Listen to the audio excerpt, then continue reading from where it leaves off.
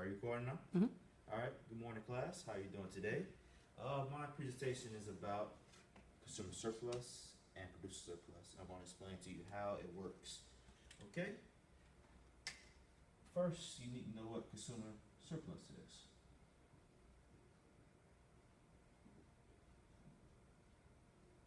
Consumer surplus is simply the gain you get from the actual market price. Say the actual market price minus the actual cost of what you're getting. So it is exactly showing the graph here. This is the demand curve, and this is the supply curve here, and this here is equilibrium. Correct. This is Q, and this is P. All of this here is consumer surplus. Okay? And basically, it's what you're willing to pay minus what it actually costs. So this is the net benefit of what you gain. And producer surplus is what the actual cost is, what you to produce it or make it, subtracted by what the actual market price is. And this is represented by here, this bottom half here. So say if you have, I'm a consumer and the actual, I have $50, correct? I'm willing to spend $50 on this, say here, this phone here. But the actual market is going for 40. So now in my consumer surplus, I just $10. The difference is 10. But say I'm actually Apple, and the cost for me to make this phone is $20, but the market price is 40. So what the actual difference is 20, because I just made my surplus, my producer surplus is 20 to make this to make and sell you this phone. So I just made 40. And the graph is illustrated by this.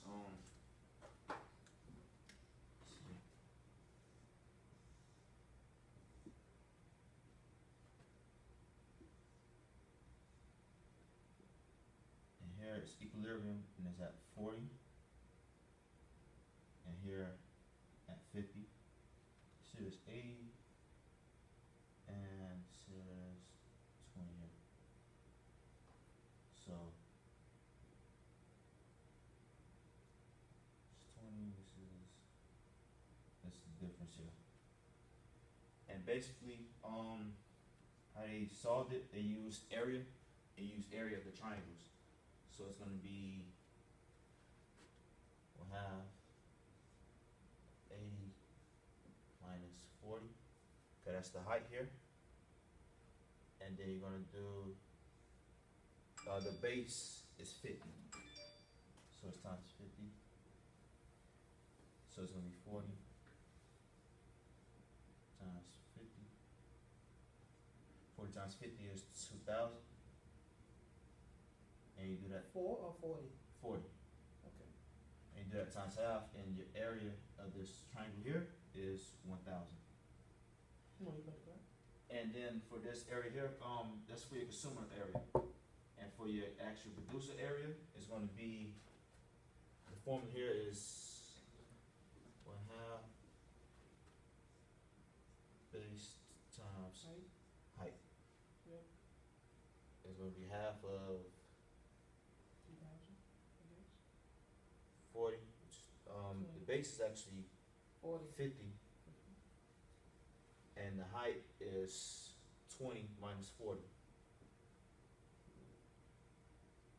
And that is equal to 20. 20 times 50 is 1,000. And half of 1,000 is 500. And that is your area here. And that's how you get that. Now, say if I was at a price ceiling, and I was to take this here from 40 down to say about, we have this here, say 30. Now the area of the triangles changed now. It's no longer equal. equilibrium.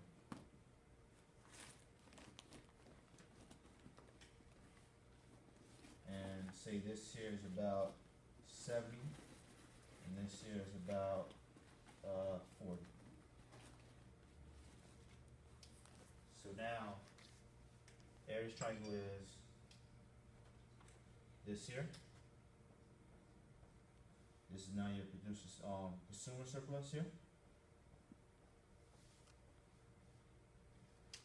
And this here, this new file is now your, let's see here. Right here.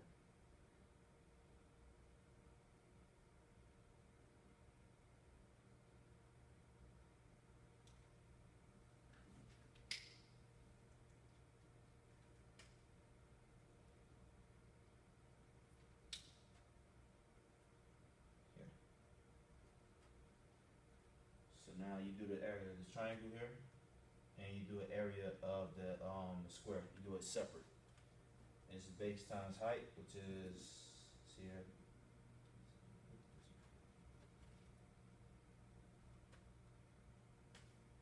Yeah, this here is 30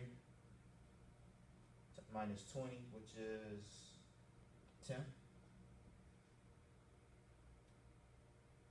And the air and the base is 40.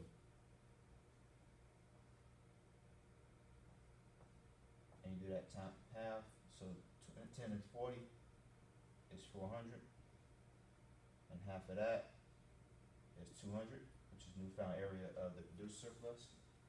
And you do it here as well. This is 80, 40, and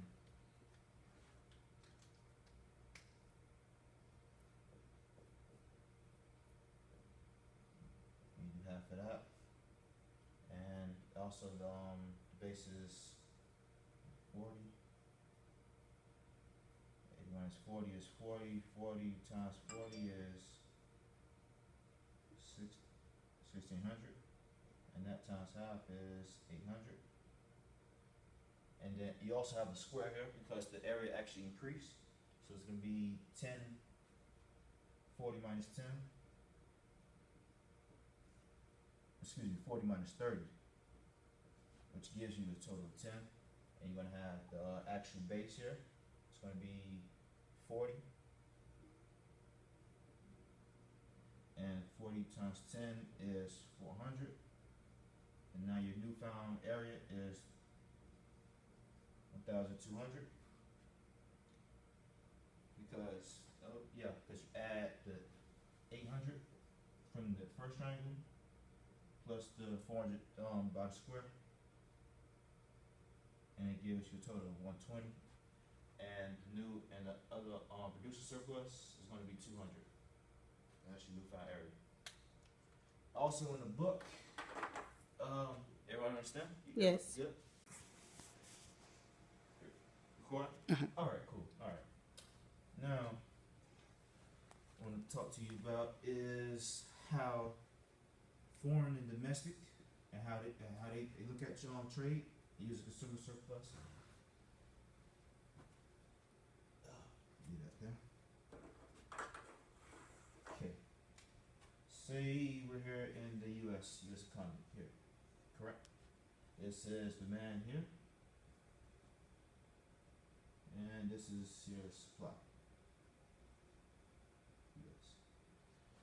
And they're operating here at equilibrium at, let's say, about A for the price here, and at about, let's say about 40, even though. And they're operating pretty efficiently here. And this is without trade. Say they don't want to do nothing with foreign, nothing at all. And now, over here in the actually foreign market, they are operating here. The price is about, say, 70, and they're producing about 50.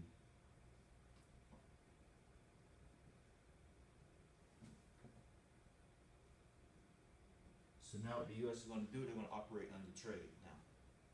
So now they're gonna trade with them. Alright, see. So now they're gonna, when it come to trade, their consumer surplus is gonna increase. Cause it's gonna come down to here. At Q3 here.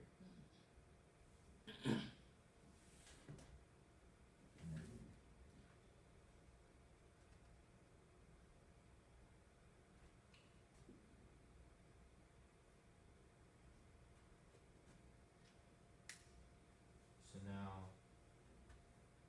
the price is gonna drop, correct? And US is gonna produce here. Cause before it was at here at equilibrium, it was here. The triangle was here.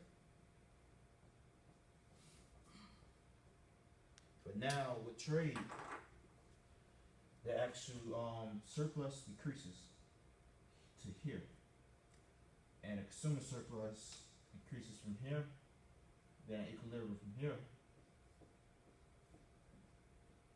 and increases here. This little square here. And this is the new equilibrium here. So now, what the producer is going to produce now for the domestic is going to be from here, here, and foreign is going to produce here.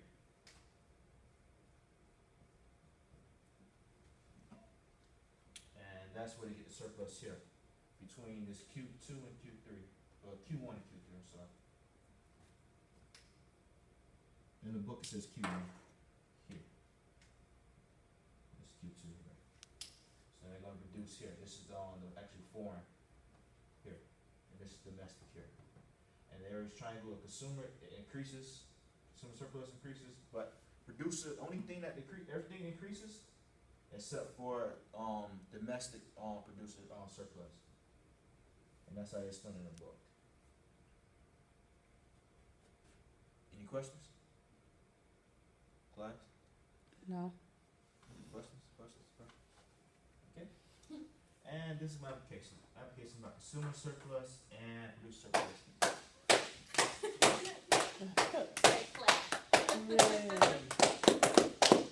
I was in class too.